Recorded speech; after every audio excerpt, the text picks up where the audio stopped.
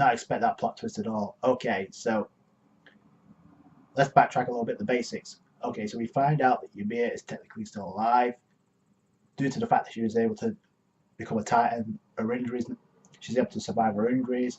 My question is this though: she gets taken by the end of the episode, but if she's able to regenerate if she survives and grow back her limbs as well as her insides, she could prove to be a huge source of information, kind of like Annie. Only she's not crystallized. Ymir is technically still alive, but she's in a coma. So that may happen, but she does get taken by the end of the episode. And by the way, who would have thought the plot twist that Reiner and Behold would end up being the armored and colossal Titan? I did not expect that. Unless you're a manga reader, you were not going to expect that. I did see the comments go back and forth, and actually, now I think about it, it does make sense of why Reiner was able to carry a Titan a couple of episodes ago on his back, on his shoulders, and walk up a flight of stairs. Makes a little bit more sense now.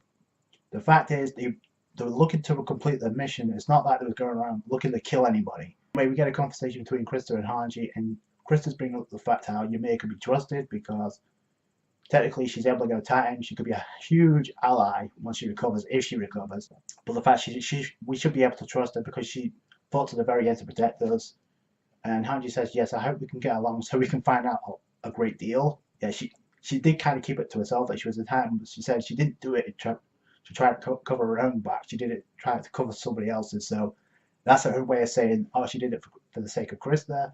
Obviously, she couldn't have said that because she made a pledge not to let anybody tell she knew about the fact she was able to transform into a Titan. So get Hanji saying, oh, by the way, you said it was mentioned your name is Historia, right?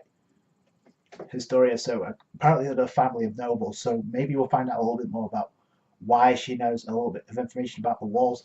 Speaking of which, we have the group led by Hans, and they're talking about, they bring up the subject about the fact that there was no hole in the wall, which means a couple of things. Number one, if no hole is made, Eren doesn't have to seal it up. Number two, that could mean that the Titans are in that village could have been the villagers themselves, transforming themselves into Titans, because the fact that Reiner and Behold and even Eren himself could become Titans is not a shock anymore. Maybe more than just them could become Titans. So I don't know. Maybe that's what's going on. By the way, Reiner and Behold are talking to Eren about, casually talking about, oh, by the way, we'll keep this between ourselves, but we happen to be the colossal and armored Titan. Don't let anybody else know. Even though this was being told, they were walking away. But now we find out that they already knew. They had the suspicions because they're talking about the whole thing with Annie, and the fact is she was in a squad of 3, and apparently she was alongside Reiner and Behold. But a lot of people didn't suspect that until we get that scene where Armin and his group were being attacked by Annie in female Titan form, and Reiner was talking to Armin about Eren's location and all that. But it seems like you put 2 and 2 together and figure out he was looking for information so he could go tell Annie. He left a message when he busted out the hand. So in all that, he busted out the hand, and then he actually wrote a message to feed to the location where Eren was, which makes sense of why Annie and the female Titan actually went in opposite direction after that. So yeah, again, it doesn't seem like they're trying to kill anybody. It looks like they're trying to fulfill the mission. My question is this: who's given them the mission, and why is it so important they need to bring Eren back with them? Because they're straight up talking, oh, by the way, Eren, perhaps you should come with us. And Eren's taking a second or two to think about it, but he's plain done. He was kind of putting it out to him by Hanji. Listen, if this is true, keep this to yourself and make sure you don't let them know we're suspicious of them.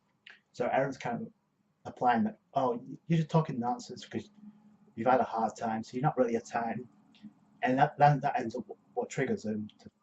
Everybody else is walking away, but you see Mikasa giving that blank stare. It's like she already knew what was going to happen before it did happen. So it's like that was kind of crazy. But there's this though, they do end up transforming.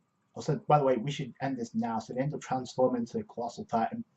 Well, before that, Mikasa comes in. She knew what was going to happen. She appeared right behind Reiner as he was regenerating, and it's almost revealed back there he was a Titan.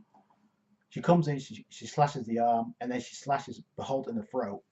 So that she was kind of ruthless when comes to protecting Eren, but turns out that Reiner transforms into the Colossal Titan, and then again, if they wanted to kill Eren, they could have done it there and then before it actually transformed, because they had him right in his hand, and it's like they were taking him back with them.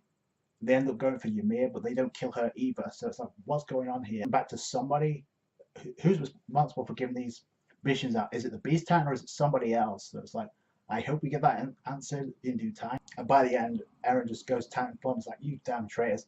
Boom. It's like Eren goes into Titan form, and look at the preview. It's going to be nothing but action packed.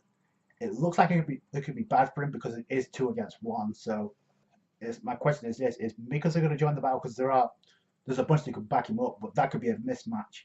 It could be real bad for Ymir because she was taking it once again. She's taking it away from Krista. So you just keep pouring on the fields here in the season 2.